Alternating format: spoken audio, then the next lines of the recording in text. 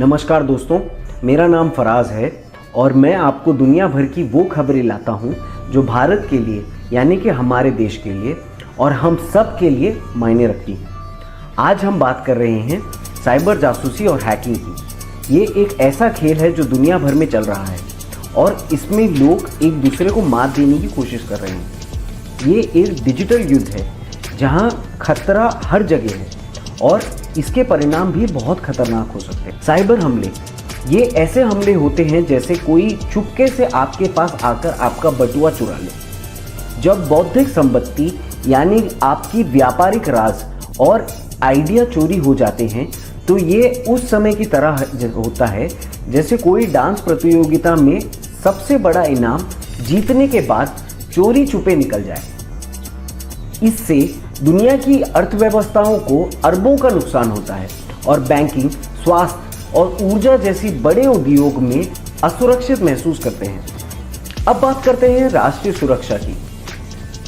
राष्ट्रीय सुरक्षा के खतरे जहां एक साइबर टैंगो जैसा हो जाता है, यानी ये एक ऐसा खेल है जहां सरकारों के सिस्टम हैक हो जाते हैं और संवेदनशील जानकारी दुश्मन देशों के हाथों में लग जाती है।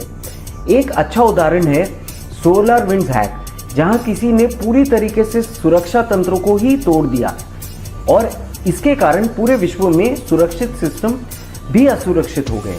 साथ ही रैंसमवेयर जैसे हमले होते हैं जो किसी हमलावर पार्टनर की तरह होते हैं जो आपको तब तक नहीं छोड़ेंगे जब तक कि आप पैसे ना दे दें।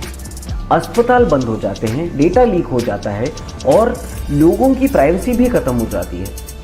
आपकी व्यक्तिगत जानकारी गलत हाथों में चली जाती है और ये सब बहुत जल्दी फैल जाता है।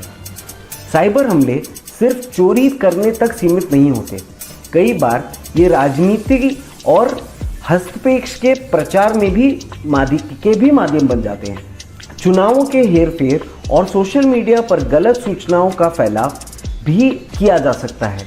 अब भारत की बात करते हैं तो भारत भी साइबर युद्ध से अछूता नहीं है। भारत ने अपनी तकनीकी ताकत बढ़ाई है और इसी के साथ साइबर हमलों से बचने के लिए कई कदम उठाए हैं। उदाहरण के लिए 2020 में चीन से जुड़े हुए हैकर्स ने भारत के पावर ग्रिड पर हमला किया था जो राष्ट्रीय सुरक्षा को खतरे में डालने जैसा था। इसी तरह भारत के बैंकिंग और वित्तीय सिस्टम भी साइबर हमलों का शिकार होते रहे हैं। डेटा लीक की घटनाएं भी बढ़ी हैं, जैसे डोमिनोज और एयर इंडिया में हुए हमले। लाखों भारतीयों का डेटा गलत हाथों में चला गया था। इससे लोगों का विश्वास कमजोर हुआ है और डिजिटल सेवाओं को लेकर सार्थकता भी बढ़ी है। साथ ही राज्य प्रायोजित जासूसी भी एक गंभीर खतरा बन चुकी है। चीन और पाकिस्तान जैसे देश भारत की सरकारी सिस्टम और रक्षा संस्थानों पर निशाना बनाते रहते हैं। भारत इस स्थिति से निपटने के लिए कई कदम उठा रहा है।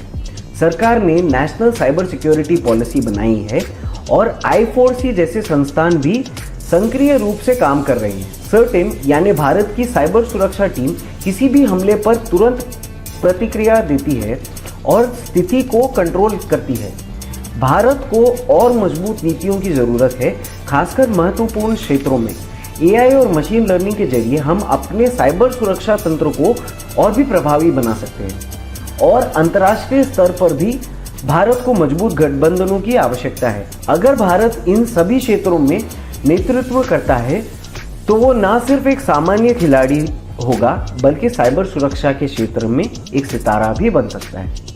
तो दोस्तों, आपको इसके बारे में क्या लगता है? अपनी राय कमेंट्स में दें और हमेशा की तरह लाइक, शेयर, सब्सक्राइब ज़रूर करें ताकि हम आपको ऐसे और वीडियोस ला सकें। चलता हूं दोस्तों, मिलते हैं अगली बार। धन्यवाद।